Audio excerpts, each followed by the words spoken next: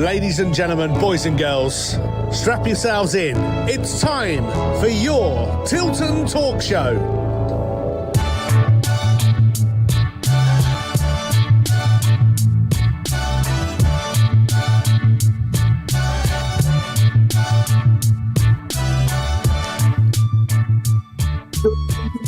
Happy new season and welcome once again to the first episode of the new season of the Tilton Talk Show, sponsored by AMG Logistics, with myself, Paul Hipkiss, the one and only newly married Claire Wheeldon.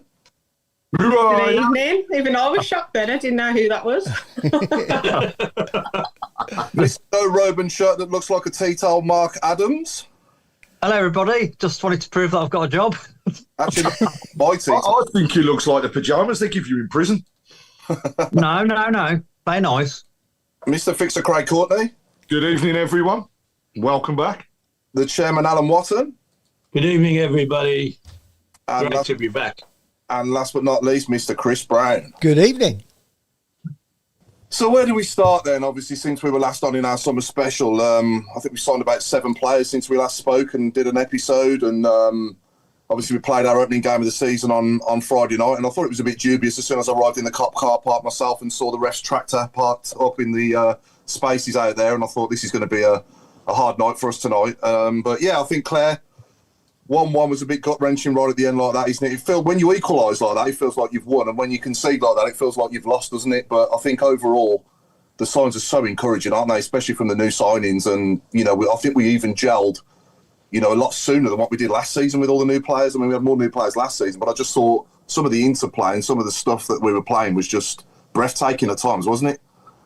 Yeah, I just think, wow. I mean, the atmosphere was incredible. I think that helped them along. I think every single player on that pitch was an 8 out of 10. I thought that they were superb.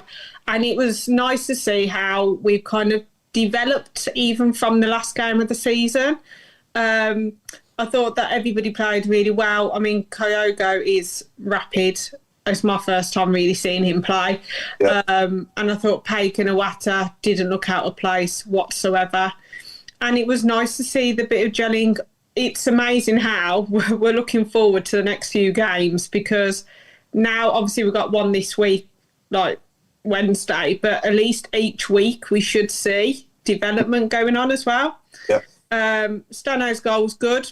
Really glad he's got off the score sheet. Obviously, he doesn't just score penalties, does he? No. And handball, not handball.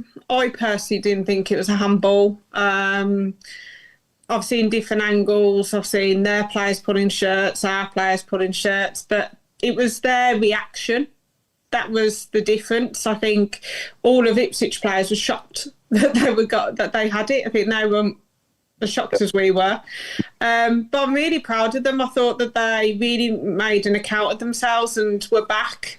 And I think we've proved to the whole league that we're back and we're ready and we're going to compete. And I can't wait to see who else we sign. And I can't wait to see the future. And this season looks really promising. Yeah, and obviously congratulations on your marriage as well recently. Thank you. To be there as well on the evening, and had a very good night myself, and I'm sure those as well that are with us now can share. Yeah, it was good night. But yeah, I think we're back in the Championship, one game, and we're already moaning about referees, and I genuinely think that having now had a season in League One for the first time in 30 years, the referees in that division were better than the Championship. I honestly think that. They're just, I don't know what it was. Obviously, for years in the Championship prior to last season, we complained about referees so many times. Now, I think maybe because we were winning more games, obviously, last season, maybe that had something to do with it. There might be some shocking decisions that I've forgotten about. But overall, I just think that, from what I saw on Friday night, really, the guy just looked way out of his depth to me. It was just an absolutely shocking refereeing performance. And to disallow Kyogo's goal was just unbelievable, wasn't it, Craig? Oh, totally. And the more you see it back on the TV and the highlights that come out in different areas, you just question what did he see? And I've watched the interview on Sky where you got another referee talking about what had happened and why it occurred. And they said themselves very, very harsh. And I think, partly, and I'm not condoning anything here, but the one thing I will say is there's that many changing rules that happen every season. Yeah. That part of me thinks, as a referee, what are they going to remember? Are they going to make mistakes? And I think they are. But the handball from one angle, you'd go, oh, God, yeah, any day of the week, and we'd be calling for it. From another angle, you're then seeing that blatantly Dykes heads it, which goes onto his arm. And you've got to use your momentum with your arms to jump high enough to get to the ball. So it just doesn't make sense. And then actually, look at the Charity Shield yesterday, when to me there was more of a blatant handball with VAR. I know. And they just waved it off and said, no chance. Yeah. So there's just no... There's no way to go about it. But the one thing I will say is it's done. We've got to move on, and we're going to get results that sometimes decisions go our way and at other times they don't. But for me, the one thing that stood out was that's our first game where you can actually say the players have been out in anger as such and going out for it. But we've got one hell of a team. That is still to gel properly, and wow, Neumann, wow, that Well, guy. I was getting Dan and Johnson vibes with them pair. Yeah, 100%. Johnson and the other one for me, the way he was running up for the ball, the way he went for everything, and the way he won everything in the air. That was Liam Dayish. You know what I mean? That was just how I remember him when he came to the club. So we've got some great players on the books and still more to come. It's going to be, well, the next few weeks as we get to the end of the window are just going to be interesting because I still feel as though we're going to pull something out of the bag. Yeah, I don't think we finished. I think we could do with maybe nice new right winger. Somebody, if we could get somebody in. And I think Keshi Anderson, don't get me wrong, he was phenomenal on Friday night. Keshi Anderson was absolutely amazing. But I just got a feeling we're a bit light on the flanks like when we make our subs, because obviously, Keshi was worn out, wasn't he? He was ready to go off when he went off. But I just think that what we're bringing on at the moment in certain positions is a bit of a downgrade on who we're taking off, and we need to get players up to the same sort of level as what we've got. In other areas, we've got two good players available, and in other areas, we haven't quite got players coming on anywhere near as good as what's going off. Stansfield for Dykes is a prime example. But you're not going to get a player as good as Stansfield sitting on the bench. But what I'm trying to say is, if we can improve on that, and I think that'll probably become Dooch, won't it, when he's when he becomes available. But Alan, how are you, mate? You had a good summer, and yes, excellent. Tell me who impressed you mostly out of the new signings as well. It's a good question. That is. Thank you. Kyogo, I think.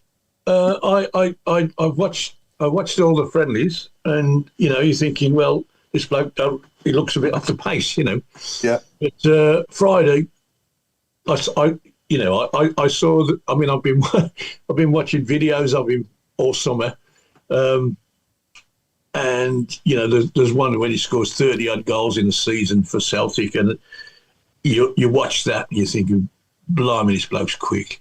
But then he didn't show that in the pre-season, but he certainly did on Friday. That was terrific. Yes, his goal. I mean, that referee was a mug. Yeah, absolutely. An absolute mug. Yeah. And I watched the entire match again yesterday on recording, and they slipped it out that this bloke was the first time he'd ever refereed Birmingham. Now, what you don't need in a situation like that is a novice at anything. You want somebody who you can say, well, this is the biggest game of the weekend. We make sure we have somebody who's experienced, been there before, etc., etc. I mean, the atmosphere. I don't usually get very inspired by these things, but it was a different gravy on Friday night. I was emotionally struck by how good it was, and it wasn't just it stayed through the whole game virtually. And these sort of things affect people. It doesn't matter. You can say, oh, well, don't listen to the crowd, all that bullshit. It does. It does affect everybody on the pitch, and the referee included. And he gave over nearly 20 free kicks in the first half. Never booked anybody. Never booked anybody. If you have 20 free kicks, somebody must be doing something wrong. And then he started doing make-up calls. There was one handball in the first half where their winger in front of me punched the ball. Yeah. The linesman, who was 5 feet away, never gave anything. But to be fair to him, he's probably looking for offside, so he may not. But the referee, why play on? Yeah. And then there was one where after the Kyogo event, Kyogo burst through on his own. The bloke just hauled him down. Yeah. Yeah. And you're thinking, well, you gave that. Yeah. I think he didn't give it. He didn't give it. Sorry, he didn't give it. He hauled him down. He should have been booked. Yeah. And they never even gave him a free kick. But I enjoyed the experience. I was thrilled with the way we played. You said Anderson had a great game. Did. I'm not going to argue, but he was probably thinking about the weakest player. But he did nothing wrong. You probably criticise him for some of the crosses that didn't get there, but equally there was plenty that did. Yeah. I thought everybody was tremendous, really was. Except probably the goalkeeper deserves a bit of a telling off for that bloody pass, but okay, we got away with it. That can happen though. When we play the way we do, and obviously, you watch the top teams in the world, I'm talking now, their goalkeepers do that as well, because of the way the way the football's played now from the goalkeeper. It's inevitable it's going to happen. It's just like a misplaced pass in midfield or at the back or up front, isn't it? You know what I mean? Absolutely, yeah. I think, overall, we were by far the better team on the night. Ipswich had their moments, but I think it sort of like summed it up that, the penalty was their first shot on target in the whole game. That kind of spoke 1,000 words. And I think the referee really set the scene as soon as he gave that Pake foul when he clearly won the ball. We knew what sort of an evening we were in for after that, really, to be honest. But yeah, we've got no Mark Meredith tonight, unfortunately. He's otherwise engaged. Hopefully he'll be back with us next week. But Rod, give us your thoughts, mate. And I think overall, it was. Did you enjoy the game yourself? And was you walking out? Gutted at the end, or was you sort of like? I was. Well, I'd have took a point before the game. I was talking to the pigeons before the game. If I could give 11 Man of the Match awards, I'd give it to every one of our lads because they gave absolutely everything. I mean, in the end, it was for Ipswich. In the end, it was just they just relied on dirty tricks. You'd have thought they'd just come up from League One. But yeah, it was absolutely stunning. I mean, from the first tackle, Newman's just won everyone over straight away. I mean, he's so loved already, and that's going to carry us well into the season. I know we said in the summer special we take top half, top 10, but I mean, after watching that, what is there to be scared of in this league? Nothing. There's nothing. We just got to be consistent, haven't we? That's the thing, That's the thing. Yeah, I was going to say, Paul. I mean, it's all right doing it now, in August, but when the cold nights come in, against Preston at home on a cold October night, we've got to keep this tempo up now. We've raised the bar. We've got to keep it going. I totally agree. We've got to remember this. I think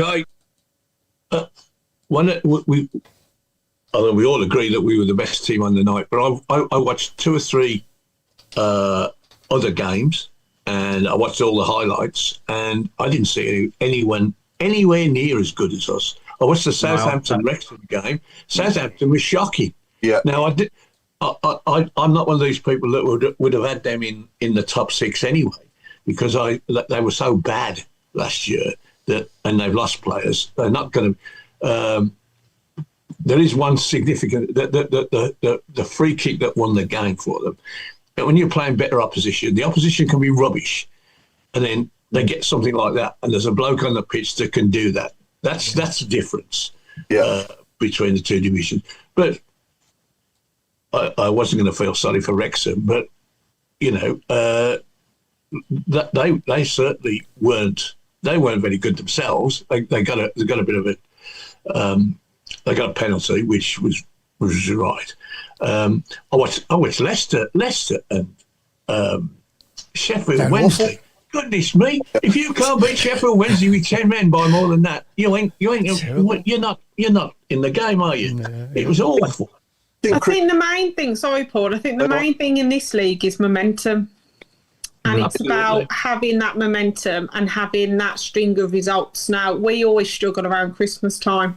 Mm. And we did have a bit of a wobble just before Christmas, didn't we, with the Shrewsbury game? We had a few games where we struggled a little bit. And I think it will be about making the squad. Now, obviously, the players that we lacked a lot of pace on our bench, which was the problem, I think.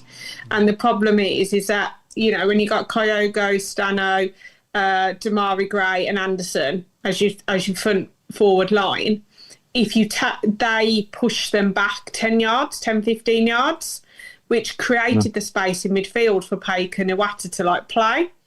All of a sudden, when you take off that forward line, and no disrespect to Doyle, Dykes, Gardner, Hickman, they haven't got a lot of pace. So if you see Ipswich, they came more into our half and we dropped.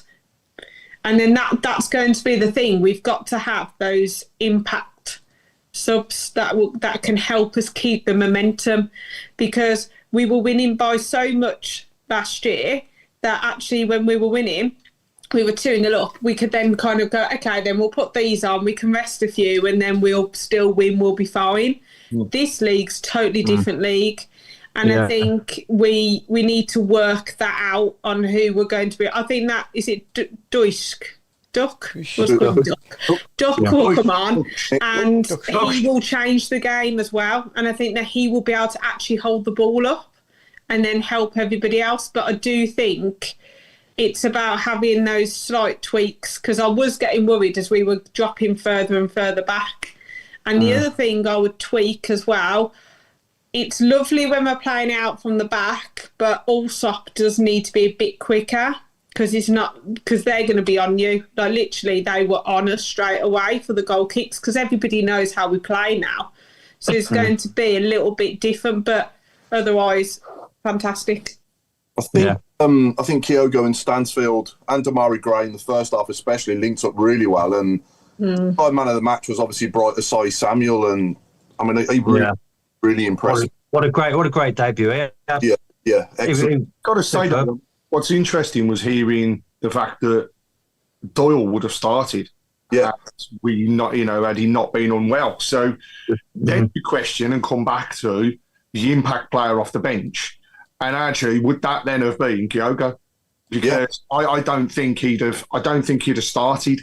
No. How can you drop him? How can you not start him? I think he will now. Yeah, because he was phenomenal. Even against 6'4", he was trying to win the ball in the air, and it was The thing I liked about him was not just it wasn't a case of just going in and following up, but everything. Whenever he was in front of goal, he was looking to score. You look at the one that was disallowed in any game, no matter what. It was a disallowed goal, but what a finish. It was a deft finish. He also was the instigator of the goal. It was his that came off the post. So just having that I suppose, the poacher in a way that we've been looking for a long time, if he can just come up with a couple, I think he'll fly. And I tell you what, I wouldn't put it past him being top scorer in this division. I see it going, if he goes on a run and stuff like that. To go back on the team to cross the weekend.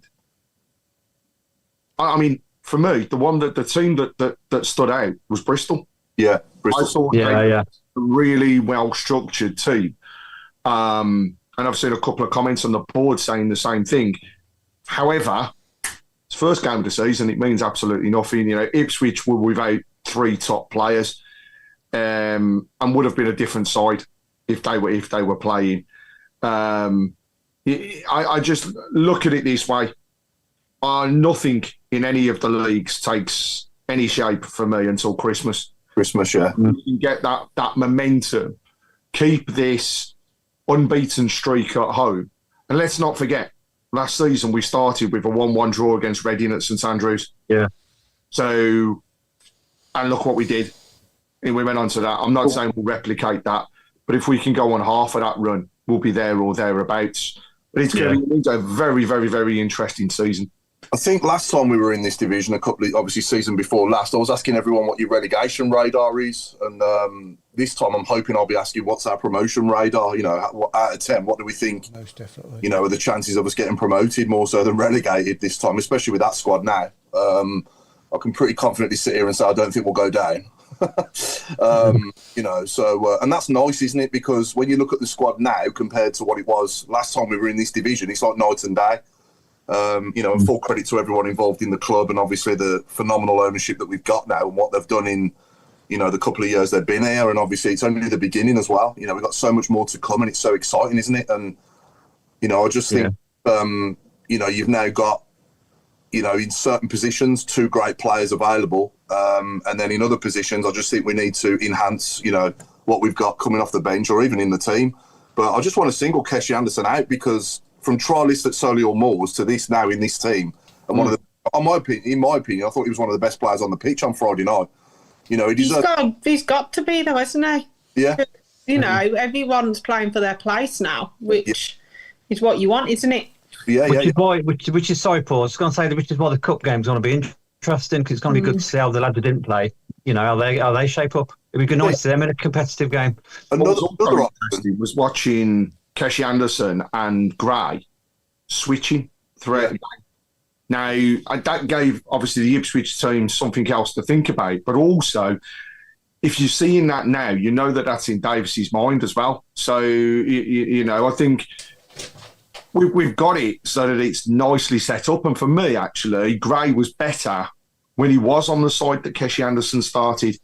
I actually was slightly disappointed with Gray on Friday night. I expected a bit more, but then I did look and see that Ipswich really, I think their focus of attention in terms of defending was keeping him away from it, which freed up the space for Fikojo across the middle. And that was a key factor, but he is going to tear some teams apart. And, we're going into the weekend.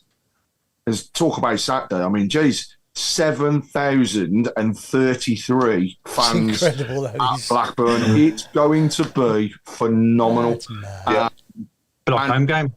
Yeah, and watching the way they played against the Albion, it was Route 1 football. It was looping over the top. Defence quite slow. Goalkeeper did not like coming out for balls. Didn't control his box at all. That was the game that I actually sat down and watched the most of. And what I found interesting was that Albion didn't really target that goalkeeper in the way that I think Birmingham will. I think what we're going to find is a lot of whipped balls coming in, and that's where Gray may come into his own. And I think the weekend is just I cannot wait because I don't.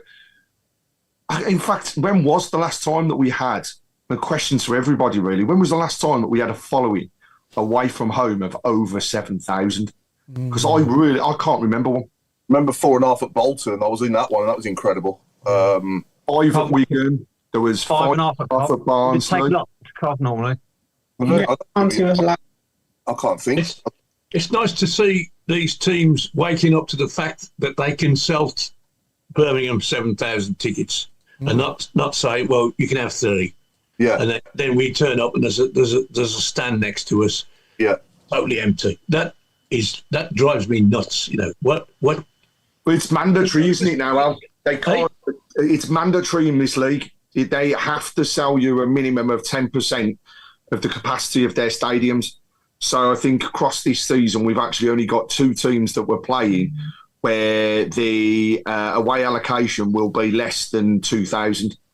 For the rest, Oxford and Wrexham. Oxford and Wrexham. Because 10% of Ewood Park could be 33,000, wouldn't it? Because it's 30,000. Well, at least no one can moan this season, though. It's going to be great. Well, I ain't got one for Blackburn. I'm moaning Remember, already. you don't have to sit in your seat in away games. Do what you want. Yeah. No, let's see how it all pans out, but I haven't been this excited. I think this just feels different to anything ever, doesn't it? It's a totally different feeling than we've ever had before. You know what? Just going on that game, most of us can remember when we had 7,000 at home. Yeah. What Warren was a Starling's made a point. You don't get 7,000 very often. It's normally cup games. Yeah. I can't remember how many we had Flag Day at Preston, but not 7,000. Right? Yeah, Ray. I think it was about 6,000 or 6,500 that were at Preston, because I was there for that one as well. But just thinking about it, we might be going back the times of the FA Cup games when we've had that sort of following. You know, Liverpool. Mind you, we took MK Dons a few years ago. We took a few, didn't we? Yeah. MK Dons brought about 6,000, didn't we? That was good. Yeah. So we'll have to just see if anybody that's listening can come up with when was the last time. And we'll talk league games that we had 7,000 plus in attendance for an away game. Remember, Blackburn's our bogey team. I mean, I've been we ain't got a good away record to there, have we? Blackburn a lot, and I haven't seen many wins. No. And normally we play horrendously. So come on, Blues. Was Lee Clark the last manager to win there? With Lee Novak scored Lee Novak scored an absolute worldie, didn't he? And He did, yeah. Wasn't Yeah, it? Wasn't the last time we lost 4-0 or something? Oh, I can't remember. But there was a 4-0 loss, and there was a. It ain't a good one, is it? We saw Wayne Rooney on the open house the night before, and then he went there on the Monday. Sorry, we saw Wayne Rooney on the open house, and then on the Wednesday night, 2 days later, we got hammered 4-2 there, if you remember. Yeah. I do. But I remember us being 3-1 up in the Premier League when we had Savage. Savage scored, and Darren. 3-3, yeah. 3-3. We still fluffed that as well and drew 3-3, didn't we? Yeah. So it's just not a happy hunting ground for us at all, is it? But hopefully we can bury that bogey on Saturday. It's about. I can remember us winning there on Boxing Day when centre half, what was his name? 20 years ago. Darren Pearce. Darren Pearce got the winner. Oh, did it? On Boxing Day. That's 20 years ago now. Yeah, I don't remember that. Okay. Any good comments coming in on the shout boxes? Good evening to everyone on YouTube and Facebook shout boxes, and we hope you've all had a good summer. We're also live on X tonight for the first time. So, are we? And good evening to everyone on X, then watching on X as well. So, have we got any good questions or comments? Any others? Questions, but comments around the 7,000. So there's a few people shouting out. I think he was in and around that when we played Bolton and stayed up that last game of the season. Okay. Then Liverpool away, Bill Minter's mentioned there. Fraser Higgins has said we took a few thousand to Fulham when we beat them 5-2. Yeah, remember that. Jason Hughes, this is a really good point, this is, because we do experience this across the leagues, but he said he's got a mate that follows Brighton, and all away tickets in the Premier League are capped at £20. So, 20... Yeah, it's a joke.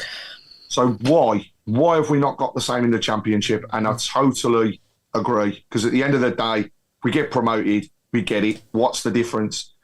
So it's a great shout, and one that perhaps we should put across to the EFL, because don't forget, fan power does get listened to. I know it's not very often Birmingham City do, but raise it. They have feedback mechanisms. Put it through and ask the questions. In times when people are low on cash, why should we pay over the odds for something? Yeah, 38 quid Blackburn wasn't it? For me, anyway.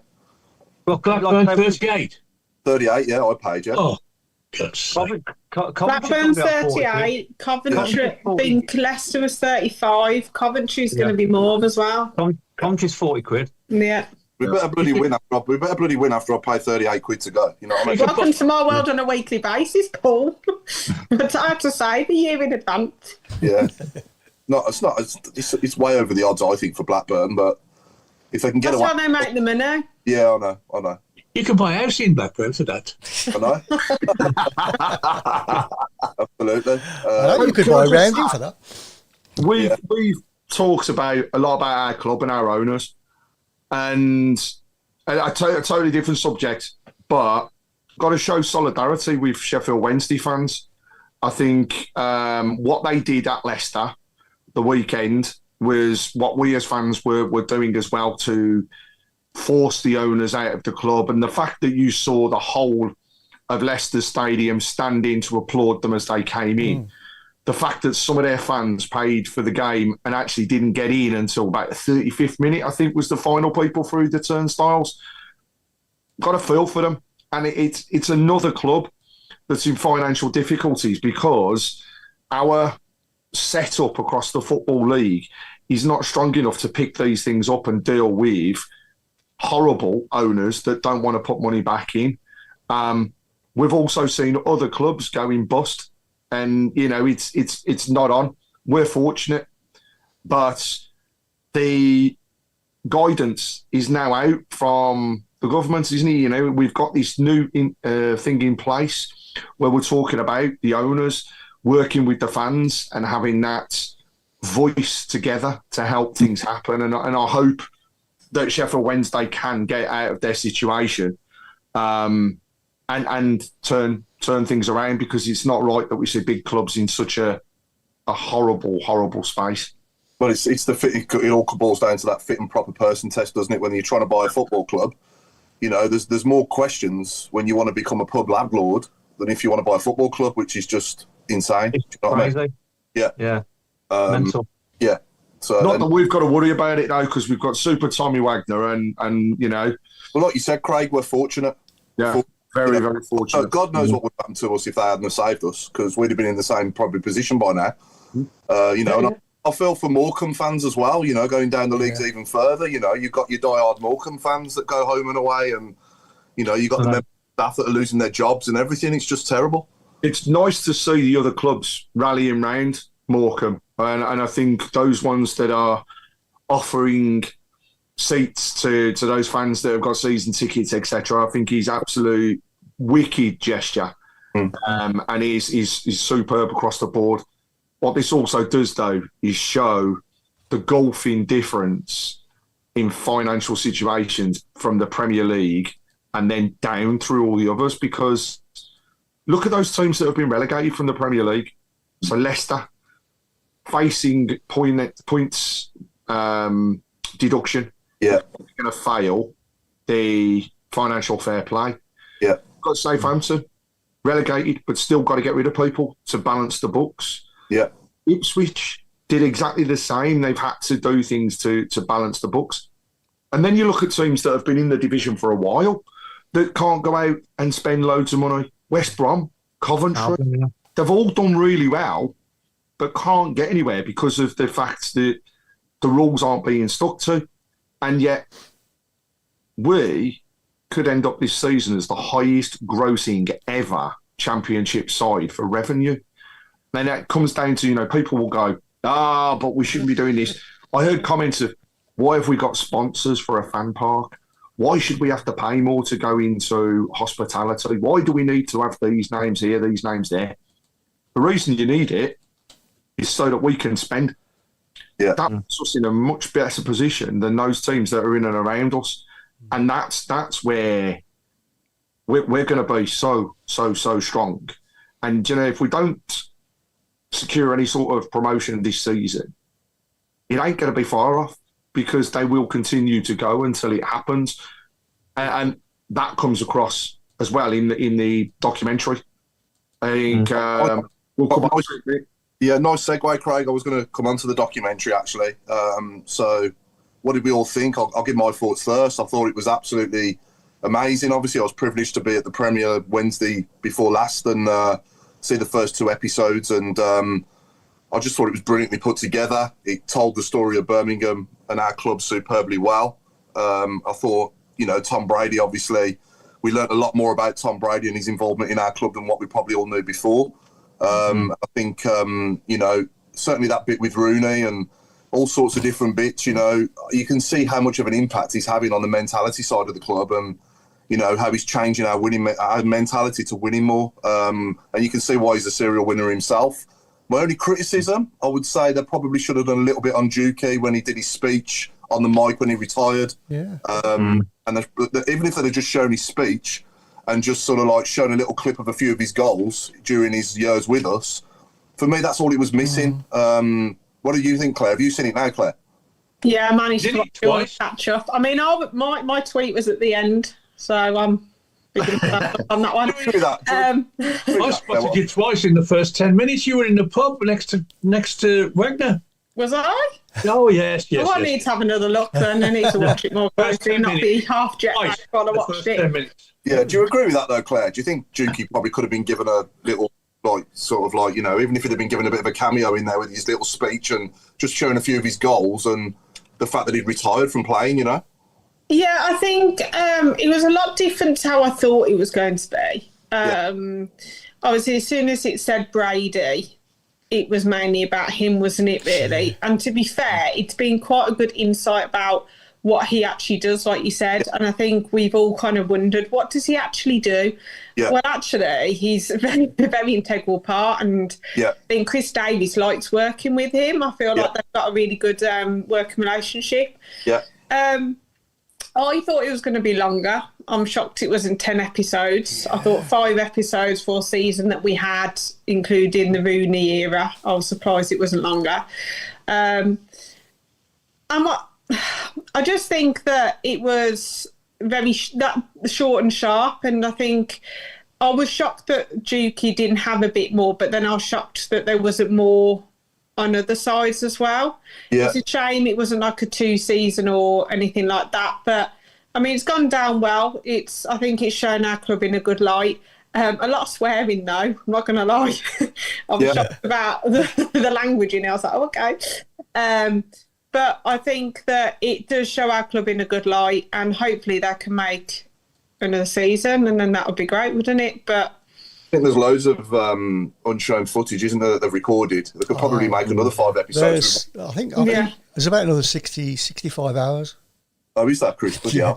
Okay. Wow. Yeah, so, it might be nice to have like a bit of unseen, and that we keep bringing out those. I mean, we've got all these other things going on. I mean, I can't even keep up. I mean, I've been jet lagged for about 4 days. But literally, I think they could make things out of those, and then that would be quite nice to have little snippets. Yeah, little mini bits. Yeah. I think there will be bloopers. There's got to be bloopers. Yeah. I think Pat and Mavis were absolutely fantastic. Yeah, lovely, they were great. Yeah, a lovely couple. Yeah. We need Pat and Mavis t-shirts in the club shop available. Yeah, that's a great idea. we should get them on the show. I'll knock one up. I'll knock one up. We need t-shirts with Pat and Mavis saying better than an orgasm. When they said that, I literally spat my tea out. It was brilliant. It was great. Yeah, absolutely fantastic. I feel sorry for Alfie May, though. I'm not going to lie. When he was on there and then he was talking, and then I was just like, I feel so sorry for you. But we got Laird was on there, so I was hooked on that episode. Yeah. I got the impression when the manager was talking about Alfie that they'd said, let him kick him out. They say, it's up to you. You know, you want to stay, you'll be in such and such a position. If you want to go with our blessing. And I think, I thought, well, what a terrible thing and blah, blah, blah. But I think it actually was handled very well. And I think Alfie's, he scored in his first game, and I think Huddersfield will win that league. It wasn't as bad as it appeared on the surface, put it that way. I thought Chris Davies dealt with the situation brilliantly. And I will say, I hung on every word Tom Brady said when he was talking about what he does and how he encourages people. You know, there was one particular passage, and asked, you know, in my days as captains of teams of various sorts, if I could have said that to, you know, you're not going to be the best until you give your best every day, and that's when you'll become. And when you've done that, you have to go. You have to go again. Yeah. And I thought I could think of situations, especially in my cricketing days, where I could have said that to people, because I always felt that they weren't doing enough, and weren't putting enough into it, and they didn't put it as much into it as I did. And and I thought about that. And I said, I wish I'd have had them words to say to those people. And he was just mind blowing. To be honest with you, I'm no American football fan, but I've heard of Tom Brady, and it's only now I realise what a great person on that American football, to win 7 Super Bowls. It's, can you think of anybody who's won 7 FA Cups? Can you think of anybody who's won 7 league titles? There's Ashley Cole's won the most, and I don't know whether he won 7 though. I don't think far off. Yeah. But no, I think one thing stuck in my mind that he said, and I don't know if I'm allowed to say this on the show, but I'm going to say it anyway. And Chris will tell me. Go for it. I can bleep it out. I think, and since I've watched that documentary, I've been on this bike behind me about 6 times. I've been out for walks about 3 or 4 times. I've upped the ante a little bit, and sometimes we've all been there, where you get up and you just can't be bothered to go to the gym or go on your bike or go for a walk. We just can't be bothered to do it, and you have to overcome your inner bitch. And right, yeah. He said that. Yeah. He said that in the series, didn't he? And that stuck in my mind. It's like, okay, I'm going to overcome my inner bitch today. Sorry, Chris. And I'm going to, I'm going to overcome that, and I'm going to, just do it. And you feel so much better for doing it after. Do you know what I mean? I won't say what else he said, but that's got the F word in it. But you know what I'm getting at. Yeah. The funny thing is, I'm just watching the subtitles coming up across that, and it's bleeped out the word bitch. So, Yes, no. but I mean, I've got to add one thing, and I think Ray Hobro's covered this off as well. Like, that first series for me wasn't just for Birmingham fans. That first series was to put our club out there. Yeah. And they certainly have done that, because to go through the history, it's the first time that my kids, when they've sat down and watched that, have been able to see what it was like to go into St Andrews when it was terracing, the bad times that we went through. What was also great was how they covered the whole aspect of the club. So it wasn't just about the bad running. It was about the fans. It was about the fact that we had our period of troublesome fans, but they turned that around. Mm-hmm. It was about the fact that we went down and then got ourselves back promoted. So the structure of it in those first 5, I think, was good. Yeah. Well, it was like... Sorry. Go on, Mark. I was going to say, it was like a general icebreaker, wasn't it? Yeah. To like a wider audience. So there's a lot of people watching who don't know nothing about our club around the globe. Yeah, no, and it was just a perfect icebreaker, wasn't it? I didn't realise that Jay Stansfield's brother was the kit man. I didn't know that. I didn't know that.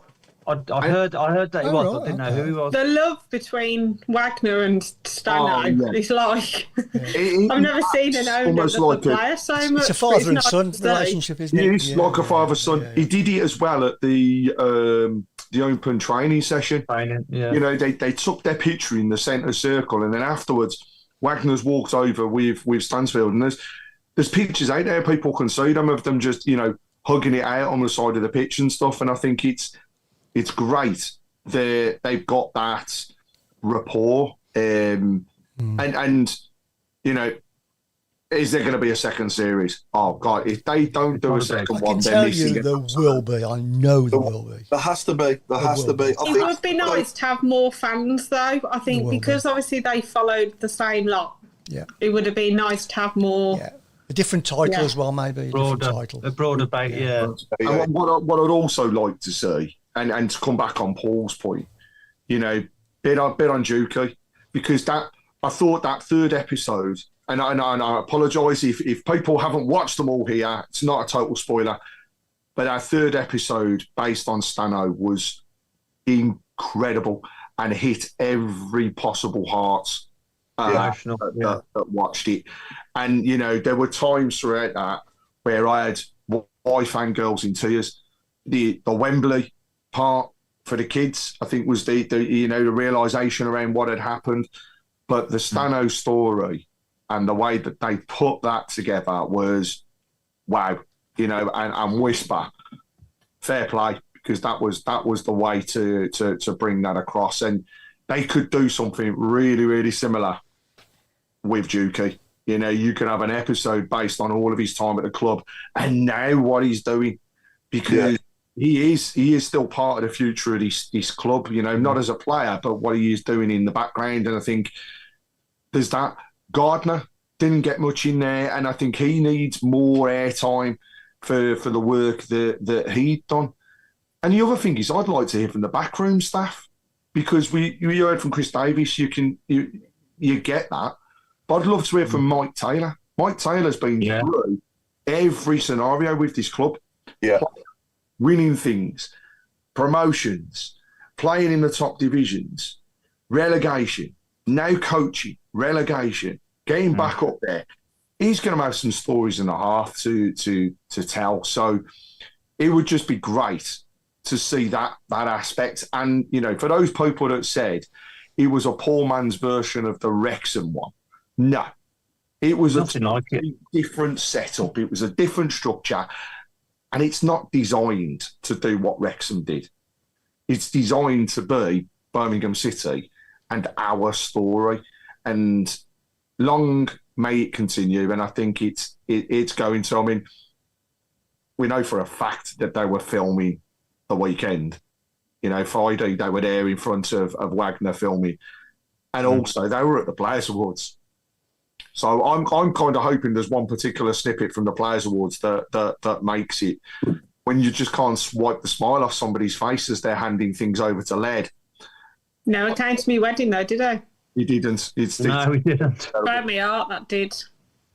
But also, the other thing is, don't you just think as well that it'd be nice just to have a nice little follow-on?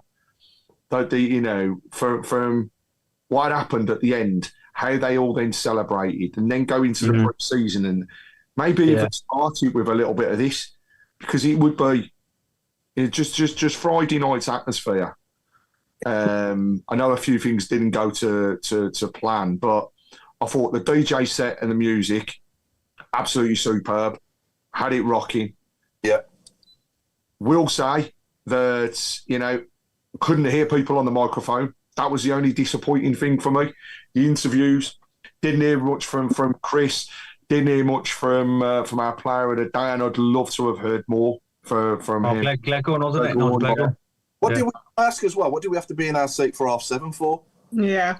There was I thought that. There was due to be something, but they couldn't do it for various reasons. But there was due to be. I nearly got indigestion eating my pie as well at 25 past. You managed to get a pie. How did you do Did you that? actually get a pie and you actually got served? I didn't get one. Yeah, after queuing for about 20 minutes, yeah. 20 minutes? That's short as well. God.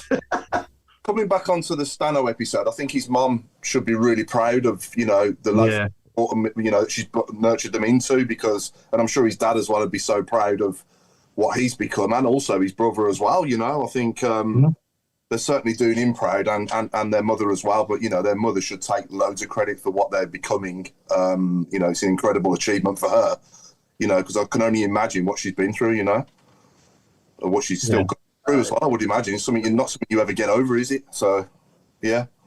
But I think another thing that surprised me as well with the documentary was going straight from Wayne Rooney to the last game of the season. We sort of bypassed Tony Mowbray and really, you know. So that was a bit of a surprise, but I don't know. Did it need it? What do we think on that? Do we think we really could have mentioned a couple of games under Tony Mowbray in the circumstances, or was it probably best left out? For me, I was pleased in a way that they left that out. Just for Tony's sake more than anything else, because he doesn't, you know what I mean? He's been the absolute mill, and you know, I do wonder whether perhaps they did ask, can it be included, and it wasn't. But that the way they ended it and the way they brought it down to that relegation stage, it kind of kept you on your seat a little bit more, because everybody knew what was coming, but it was the way that they did it and that jump. But also what that showed for me was the incredible amount of love that came from the fans at the end of that game, which some people didn't see, they only heard about. But to see it and to hear from Tom saying how he felt was just, I mean, that was just brutal honesty, wasn't it? And that was from both of the Toms. You know, the fact that you heard from Tom Brady, they were not good enough. We've got to change things. They have to go. You know, that really for me can only come from a true sportsman and professional in that sport. Yeah. You can't get that from anybody else, that level of honesty. Yeah. Last thing then on the documentary. Let's go around the room and out there to our viewers. Give us your rating out of 10 for the documentary. I'll start us off with an 8.5. Chris? 10 for me. Yeah? Yeah. Okay. Definitely, yeah. Claire? Couldn't fault it. I think an 8.5. Mark? Yeah, I'd say 8.5. 8.5, yeah. Craig? I'd go for a 9, but only because I wanted to see a few more faces in it. Okay. Alan? 9.5. And I'm only knocking the 0.5 off because I noticed one or two mistakes, shall we put it that way, inconsequential. But I thought, no, that's not right. That didn't happen. That they got things the wrong way round, and they said that the home game when they presented the trophy was the last game, and it wasn't. You know, we played Cambridge the week before. There's silly little things like, but I'm like that. I notice these things because, let's face it, I thought we've all done it. We watch every game, and you spot these mistakes. But that was the only thing. I loved it. I watched it from beginning to end. I put it on at about 7 o'clock in the evening, and just after midnight, turned the telly off. I know. Yeah, I've gone through it. I've seen every episode twice. Yeah, I've watched it twice. Yeah. So I've seen episodes 1 and 2 3 times. Yeah. I think they were the best. I think Ray Hobro said 8 out of 10. Mark Hoadley has said 8 out of 10. Chris Rowe, 8 out of 10. Pete Taylor, 9 out of 10 for me. The production was absolutely incredible and unlike ones that I've seen before. So some really good feedback on the board as well. Yeah, no, absolutely. The other thing I picked up on as well was we were playing at, say, Peterborough away and we were on the attack and we scored. Or they'd show the fans like getting up saying, go on then, and they're at St Andrews in the main stand. Yeah. A couple of occasions of that. Yeah. But apart, that's just a silly little thing. I think they call that sexing it up. But in the main stand. I love what if it takes your fancy? Ian Clayton's comment. In the main stand. Painted the steps in the main stand. Oh, yeah. They're now blue and white, not grey and yellow. Well, it's cost $5 million, that has. I managed to get my head managed to make an appearance anyway against Norwich when Bielik puts a challenge in it. The camera flicks to Tom Wagner right in front of him. So that was my claim to fame. Any more of us been? Craig, I was there in the car park at Wrexham. I saw you before the Wrexham game. Oh, I'll tell you what, my claim to fame is I had a T-shirt in the opening scene. There you go. You did. That I made. I had My tweet came at the end. You did. Yeah. And we saw the prison cells very early on, so Road was also. No, me and Mr. Wilkes were there when Brady first arrived out of the car. I didn't see Adam though, but yeah, I saw myself. I never saw you. Yeah, he superimposed it. Alan, was you pull out? There was a comment from Ian Clayton, by the way. He said it was 8.5, but only because we lost the final. But actually, really, it should be a 10 because Brady called the posh fans beep, beep, beep. Yeah. That actually, that is the one thing that did make me laugh about that was just the way he came out with it. And it was, but that would actually, for me, that would be what a fan would say as well. So, it kind of shows they're not just owners, but they are fans. Yeah, now before we come on. Yeah. I'm going to move on from the documentary now, and I want to just talk about for a moment the Trevor Francis statue and the way it was unveiled and just how absolutely incredible. I'm going to give my rating on the Trevor Francis statue straight away of 15 out of 10. I think it's unbelievable. Yeah, Craig? Totally agree. It's incredible. Absolutely incredible. And when you watch the video that was released by the club prior to the actual unveiling and them saying what they wanted to do and how Trevor himself had talked about, having a statue, and the only thing he was worried about was the pigeons. I mean, brilliant. It was those sorts of things, but the likeness. Oh, it's unbelievable.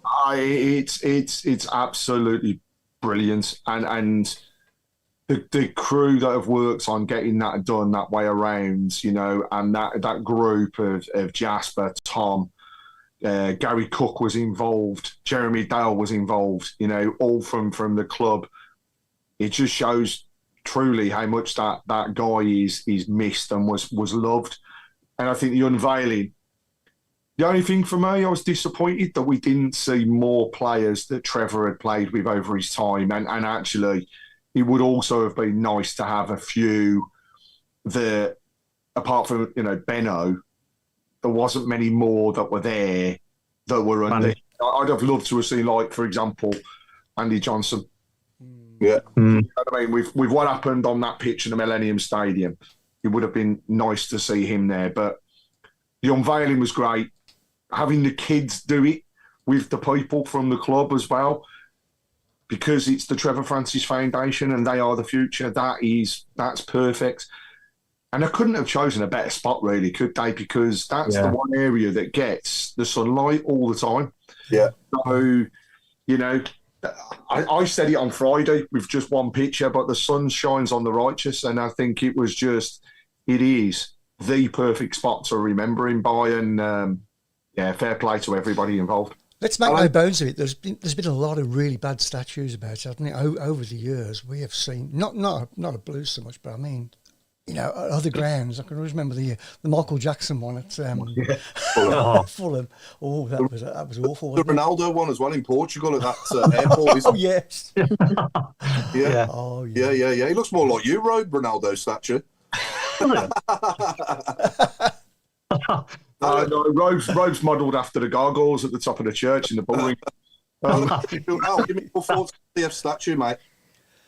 Well, I went and had a good close look on Friday, and took a couple of photographs, and I was amazed how accurate it was, because football statues and Wolves of Billy Wright. If you go and look at, I don't know whether anybody here remembers what Billy Wright looked like, but he certainly wasn't that. Stan Collis as well, they've got a statue at Wolves, and he, you know, who on earth's that? And it's almost Bobby Moore one at Wembley. Yeah, that's superb. That's a good one, yeah. Billy Bremner as well at Leeds is good, isn't it, that one? I think so. Yeah.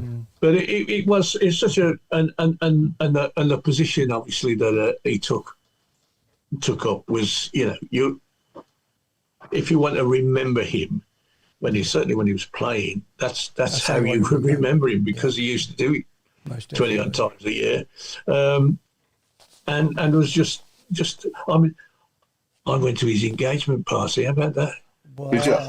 Yeah. Wow. Yeah. At the old British Legion. Can you imagine a superstar like that having his engagement party at the old British Legion? You know.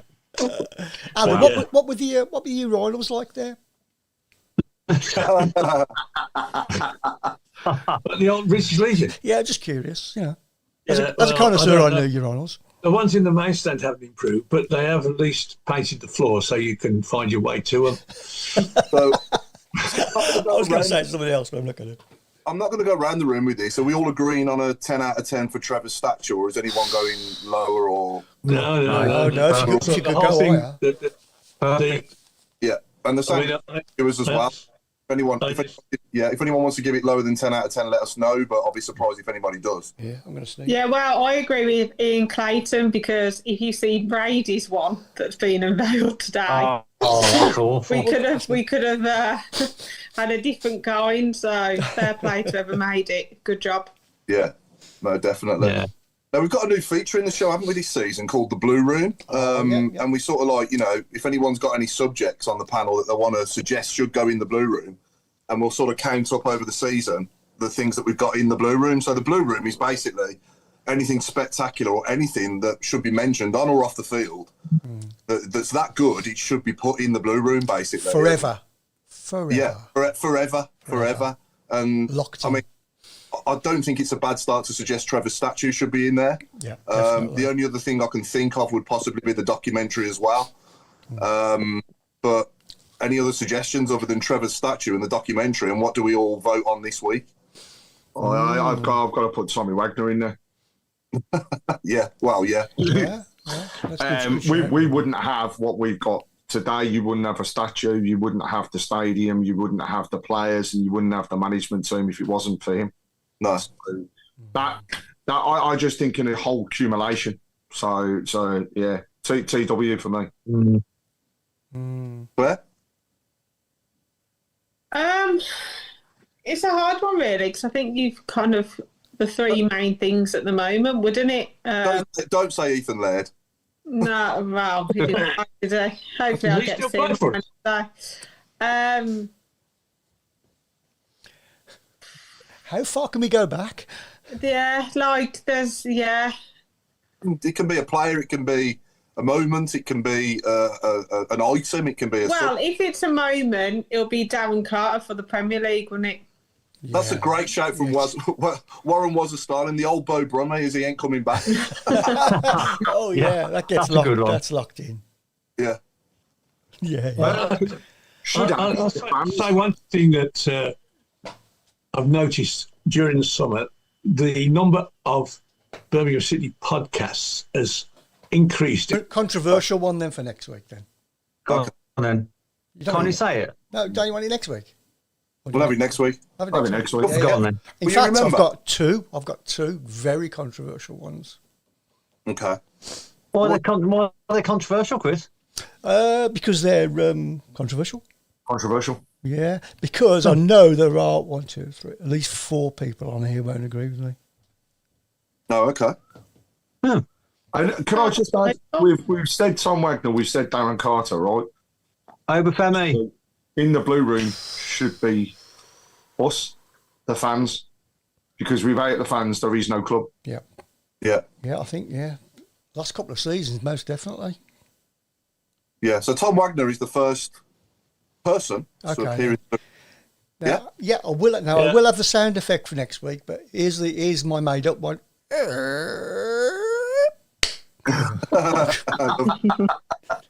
Right, That sounded like Rooney's team talk.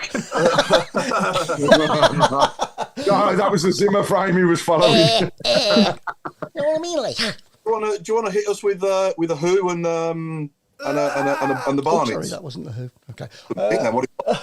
What So Is that a band? no, yeah. Right then. So, what would you like first? The Barnets? We'll have the Barnets. There we go. So, tell us who they are. He didn't play for Barnet, but here's their Barnets, and they should be coming up on your screen very, very soon. Right, and okay. That's Barnet because he played for Barnet. And it can't be Dave Barnett because he played for Barnet. Exactly. Right now. And I've completely forgot who they are.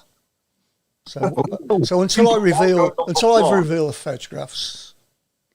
But let's get people interested. Right, okay. So nobody yet, I don't think. Nope. I can't see anything. Open your eyes. Yeah. Have you I've got it on the screen.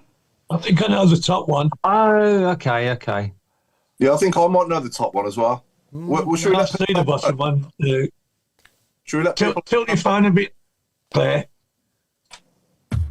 No, bottom forward to me.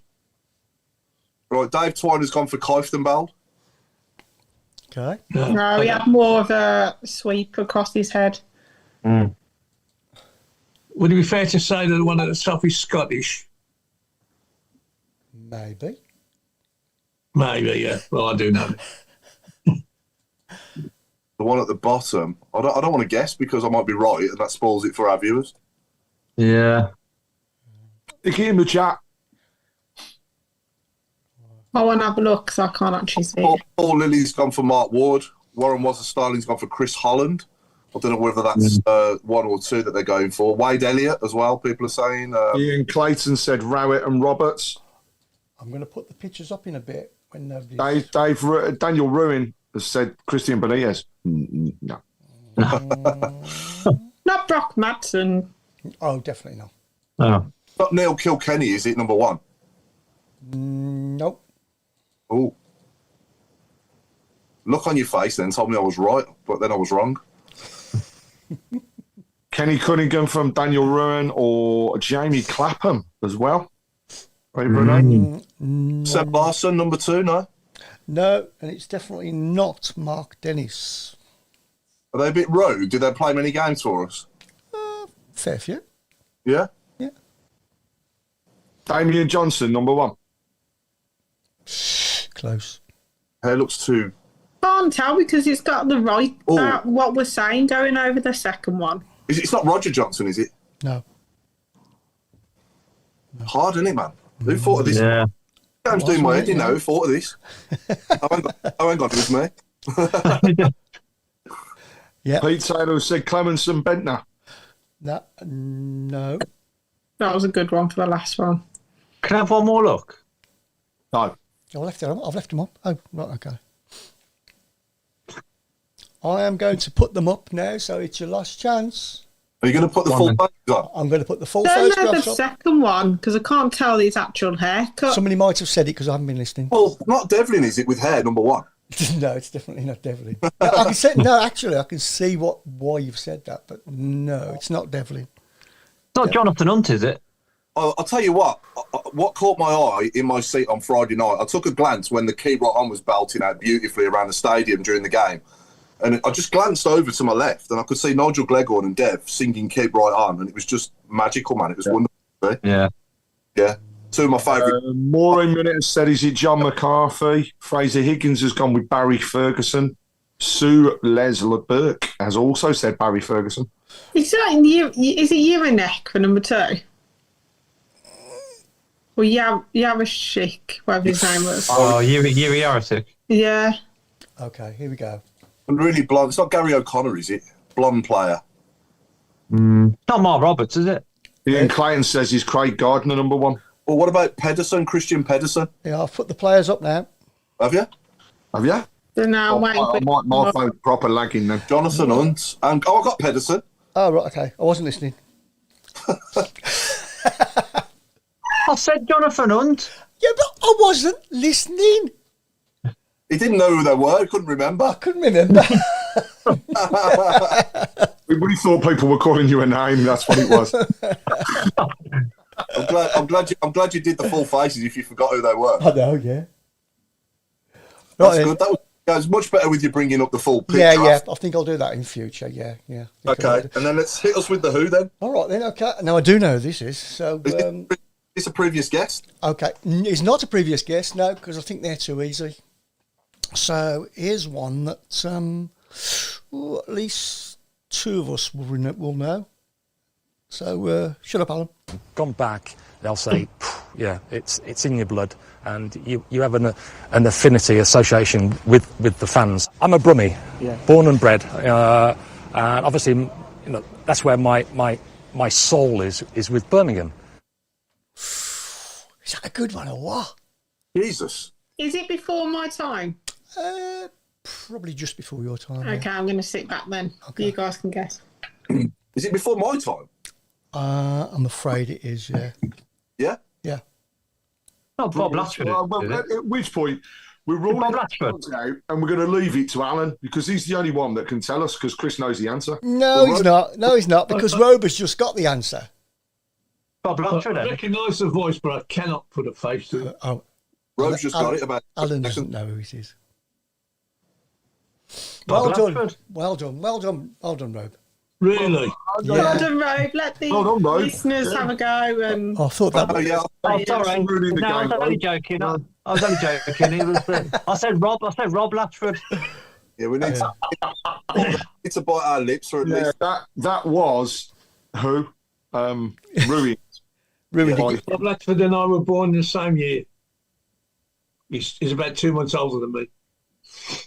Is it? Yeah. He Is that looks. hard to imagine that there's actually people around that are 2 months older than I me? know, Yes. he looks fantastic. He does, doesn't he? I know he does. Now, I believe some of you. I believe some of you wanted to do some shout-outs as well. Am I right there? Claire, you wanted to give a shout-out to someone who was 18 yesterday, were they? yeah, happy birthday to my little brother and sister who were 18 yesterday. Keep right on. Lovely. And Robe, your son, I believe, as well. Yep. Jake was 18 on the 1st, so I'll give a shout out to him. I don't know where he is at the minute, to be honest. So. Well, he's They're 18. always out, aren't they? He's 18, he can do what he likes. Yeah. That's what I mean. Visiting finished about 15 minutes ago, so you wouldn't know where he was. He's not into football, is he, Ro? No, he got to about 8 or 9. He just lost interest. He's more into his music and stuff. So, Right, okay. Can you have a word with him? I've got to also, I know the season hasn't started yet, but just want to remind everybody about the ladies, because we're going into a great season, opportunities to get promoted, building a phenomenal squad, to secure France in goal is brilliant for another season. And we've had some really good faces coming through the door as well. And that was topped off after their Spanish tour as well of a win against Valencia at the weekend. So, well done to Amy and the team for changing things around. But we can't go anywhere without you as fans. Now, season tickets, they're out there for sale, get on them if you can. It's a family occasion.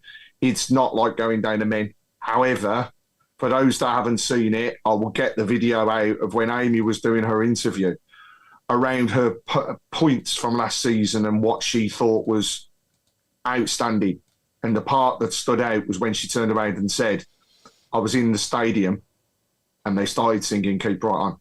And it was that last game of the season when we had over 7,500 in the stadium and Keep Right On was sang.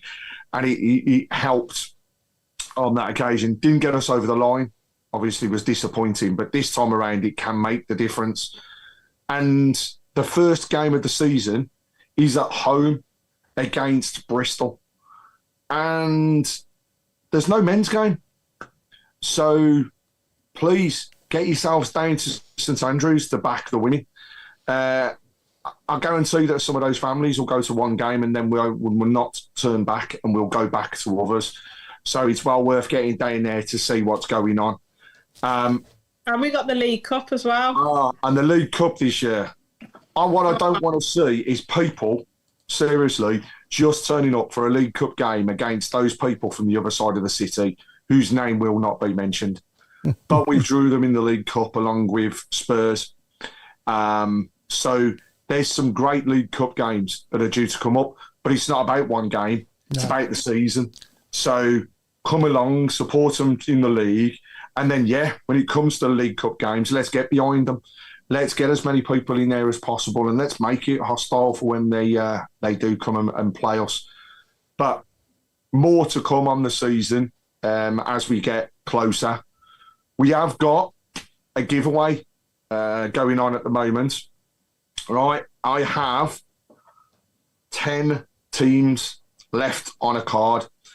The card is going to the Stroke Foundation or Stroke Association and is something that is very close to Stephen Gill, who writes our blogs, very close to his heart. Teams are £3 each or 2 for £5, and the winner will get a signed Liliag shirt that has actually been put up by Stephen himself. So please help us support if you can. £3 a team, 2 for a £5. Message me direct and I'll let you know which teams are left and we'll get that draw made. But a lot more to come on the ladies team and as we progress throughout the season, and let's back them as much as we possibly can. I think it's only right as well to say congratulations to England women as well, isn't it, for winning the Euro? Yeah. Phenomenal achievement. Stado. Yeah. To do it back. Craig, is it not true that they've changed the promotion criteria this year? Is it this year? When the second playing a playoff with one in somebody out of the Premier. Indeed. And the other thing is the fact that the Premier or the Women's Super League, as it's called, will also be looking to maintain their figures as much as possible as well because they want to grow the size of that league. And the only way they can do that is by not having people relegated but still getting people promoted. So there will be opportunities galore as we go through this. Yeah, no, absolutely. Lily, thank you very much. I will message you straight after the show. No, I think since we were last on for the summer special as well, we sadly had, I mean, ironically, it was the day I bought the new shirt. So I was there buying the new shirt the day it came out. And I'd literally come out the shop and looked at my phone and I just could not believe it when I saw that Diogo Jota was sadly involved in a car accident. And I think it's only right you know, send our love and thoughts to everyone at, obviously, his family first and foremost, and friends, and everyone at Liverpool Football Club as well on the back of that, because it was just so terrible, wasn't it? It was so shocking to find out. It's the kind of thing where we were when we found out, wasn't it? You know? Yeah, it's my birthday. Was it? Oh, okay. Wow. Horrible. One more mentioning Paul. Terry Hennessey died the weekend. Yeah, that was a he Right. was getting on a bit. He Played was- 200 games, didn't he? Yeah. Yeah, he was. Well, put it this way: when we sold him to Forest, it was as bad, if not worse, than when we sold Trevor to me. He was the one outstanding player, you know, international footballer. Came in the side at 18. I saw his debut against Man City, in which Dennis Law played. Yeah, and he actually. A couple of my mates from school reminded me of this today. He actually came and watched me play because he was going out with a friend, the sister of one of the team, and he came one Saturday morning. We'd be about 13 then, and to watch us play. And he went to live when he finished playing, he went to live in Australia. Don't know why. Didn't do any more footballing out there, but he was a superb player. He played wing half. And then he became our second defender, if you like, second centre half, and was superb at that. And we got a lot of money for him, which is very sad. And he had a good career with Forest, and he went to Derby after that, won the league with them. Yeah, he was one of my he was my first real football hero, you know, the man that's... For those of us that didn't have the pleasure of watching him play, tell us a bit about who would you compare him to now? What position did he play, and who's most like him in today's game, would you say? Well, he made his debut as a wing half. He took Johnny Watts' place, and then as we were regularly relegation candidates in those days, he moved back into the back four. We started having things like back fours then, and he played alongside Trevor Smith, Winston Foster, and so on. And he was like Bobby Moore in that position. He didn't go out making a fuss. He just took the ball off people. He got there first, and he took the ball off people, and he was such a good passer of the ball. He played in the Bobby Moore style, shall we put it that way? Yeah. So a wing. What's happened to Rowe? He's gone sideways. Oh, he's up. He's got. Hey, we've got rid of him. Just quickly on that note, what is everybody's first ever hero at Blues? Oh, mine was probably. Good question. Mine was probably Nigel Gleghorn or Simon Sturridge. They were my two favourite players in my first team. When I started watching Blues regular, I would say them two were my favourite two players, and just after that as well, Louis Donowa as well. But I'd have to say Nigel. If I had to choose between them two, I liked them both just as much, to be honest. But I'd probably just edge it with Nigel Gleghorn. Yeah.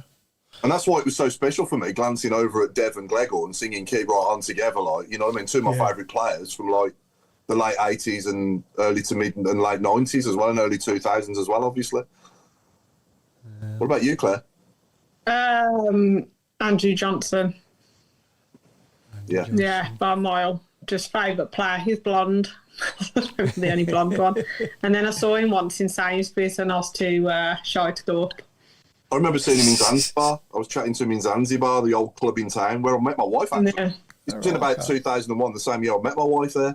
And those of you that don't remember it is now a closed down. I don't know what it is now, but it went on to be called Oceana the last time it was a club. I know that. Yes, I know. That's gone as well. Yeah. But yeah, I put him in there. Pete Taylor's first hero was Granger. Michael was a member of Terry and Hennessey from his school days. Ian Clayton said his first hero was Simon Sturridge. Johnny Vincent, PW on YouTube. Okay, yeah. Craig, what about you? I mean, you've mentioned Sturridge, you've mentioned Gleghorn, but when I was at school and college, I used to play centre half, so I can't help but think about some of the centre halves that have been at the club. But I think, you know, when it comes to sitting down and watching the game and knowing the two things, two players, friend of the show, Ian Clarkson, I thought was absolutely superb. Player as well, yeah. Captain as well, leading us down there. But also Vince Overson, the never say die, proper hardcore defender that he was when I first started watching the team. So I think those would be my first two. But I've also got to put in there Johnny Gale, because nothing to me will beat that overhead kick at Wembley. No, brilliant. I think that's definitely one of the best moments from my childhood. But I think I really enjoyed as well watching Ian Rogerson play as well. He was a good player as well, wasn't he? And obviously Tatey as well, when he first came on the scene as well as a kid, he was brilliant, wasn't he, as well? He was brilliant for us, full stop throughout. But, when he first broke into the first team, vaguely remember him cutting in from the left with his right foot and curling it right in the top corner. And I was right behind that. And I just remember him scoring. I can't remember who it was against, though, but it was a brilliant goal. I've got to answer as well, just on here, Daniel Roon's question. Do you reckon we could try and get Craig or Wagner on the show? We will try our absolute utmost. And we have tried Craig on numerous occasions. Paul's bugged him, I've bugged him. But I do get it from a club I'm still perspective bugging that him. it's quite hard. And Chris has tried Mr. Wagner as well. Yeah. The last thing he said to me when I asked him a while ago was, I'll come on when we're in the Premier League. So hopefully we'll get him on next season. There you go. It's a promise. You can't break a promise. So reading through some of the players, I think you've already mentioned the Terry Hennessey one, Simon Sturridge from Ian Clayton. We've also got, so Chris Rowe said Gil Merrick. Yeah, good one. Here's John Gale. I don't know this one, Alan. Johnny Schofield? Goalkeeper, yeah, he was the one that took over from Gil Merrick. Oh, right, okay. He played in those Fairs Cup finals. Brave as hell. Got his head kicked in. Played the rest of his career with a metal plate in his head. Right. Wonderful goalkeeper. Colin Withers kind of took his place. But it was in the days when keepers would come out and dive at the opposition's feet. There'd be no defence there, but just the goalkeeper coming out and flinging themselves. And he was so good at it. But I can't remember the name of the guys who played for Manchester United. Kicked him in the head, and he got carried off and finished up in a serious operation. And then came back into the side. Paul, we've got another nomination here for the what we calling it? The Blue Room. Okay, Tom Ross. Maybe we'll put that in for next week. Yeah. Okay. Yeah. We can only pick one thing per week. Yeah. So this week it's definitely going to be. Yeah. Tom Wagner. Or do we put it yeah. to the vote and then announce next week what was put into the Blue Room? Because we've had that many different ones that have come up during the conversations. Yeah. Let's put it out to the listeners. Yeah. Okay. Welcome back, Ro. What happened then? I don't know, mate. He's come back. Everything just went black. Chris, I thought we got rid of him. I tried. No, I did block him. As I faded out of consciousness, I just heard Alan's saying Terry Hennessey. Well, let's go around with predictions then. So I'll start us off. Yep. Wednesday, I think we will win 2-1. And Saturday, I think we will draw 1-1 again. Chris? I'm going to go 3-1 Blues. Wednesday? Yeah. And Saturday? I'm going to go for a 2-0. Blackburn? Yeah. Oh, yeah, I hope you're right. Claire? I am right. I'm always right. I think we will be 1-1 on Wednesday. Penalties? And does it go to penalties? Right. And then I think we'll win on penalties. I'm going rogue a bit here. And then I'm praying that we actually beat Blackburn at Blackburn because I've never seen it and it'll be great. And I reckon we'll beat them 3-1. Can I just say, at Blackburn, we need to overcome our inner bitch. Yeah. Right. I'm not going to say that live, but I agree. But yeah, 3-1. The inner 5 stars has just appeared in the subtitles. Road? I'm going to say Wednesday, I think we'll win 1-0. And on Saturday, I think we'll win 2-1. Two narrow wins. Yeah. Craig? I'm going to go for 2-0 on both of them because I just think it'll be interesting, first of all, Wednesday night to see the squad and the team that goes out there because they should all be fighting for their place and saying to Chris Davies, pick me on Saturday. So that'll be interesting. And I just think, hey, I'll go back to it, 7,033 fans back in the Blues. Don't let us down, boys. Please don't let us down. No pressure. Bloody hell. It's going to be some following that, isn't it, beyond the goal? Jeez, the atmosphere is going to be unbelievable. Absolutely brilliant. Oh, there's been news on the app. There has indeed. It's just coming up. I'm just opening it to see what they're saying before we go off air. That's it.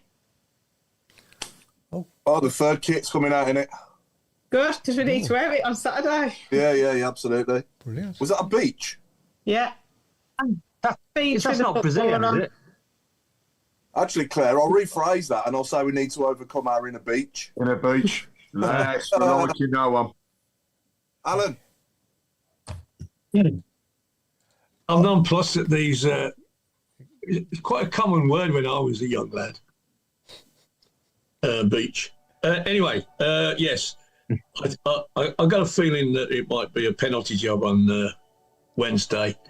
And we've got enough people that can take penalties in our side, I think, to get through that. And I'm gonna say I'll say we're gonna beat Blackburn because Blackburn, will finish in the bottom half. Did they get beat on Saturday? Yeah, 1-0 at Baggies, wasn't it? Albion. Baggies beat them, yeah. I said that. Yes, of course I did. And I thought they were pretty poor. Yeah, well, 2-0 Saturday. That'd be wonderful. Righty, hope you have a lovely journey home. Okay, is that a wrap? That's a wrap. Okay, so thanks for watching, everyone. We've been the Tilton Talk Show. It's good night, sponsored by AMG Logistics, of course. It's good night from me, and it's good night from Claire Wielden. Still can't get over that. It's a good night from me. Can't wait to see everyone on Wednesday and Saturday, and it's a good night from the Robe. Good night from me, and I've been practicing, so I'll be in tune now. So I'm going to say good night from me, and I'm going to say good night from Craig. And it's a good night from me. Don't forget, please put your nomination in, details in the message board and after the show. And I'll hand over to the one and only man with the beard. Oh, no, that doesn't work anymore. Back to Alan. Thank you. Good night, all. It's been wonderfully hot here all day, and I'm just going to open the window and go to bed now. And God bless you all. And I'll hand you over to our announcer, Mr. Paul Hipkiss. Okay, back to me. And good night from Chris Brown. Yeah, and it's a good night for me. And please, all those on YouTube, don't take everything Alan says as gospel. Good night. Oh, gone Disney. He's upset people again. I wonder if it's red hot on that beach. I bet it's hot for the main. Ladies and gentlemen, thanks for joining us. You've been listening to your Tilton Talk Show. You certainly have. Good night. Have you been? Who's been to Maplethorpe? I have. I went about 12, 13 years ago for a few days. Oh, right. I went there when I was about 5. Yeah, wonderful beach. Wonderful beach.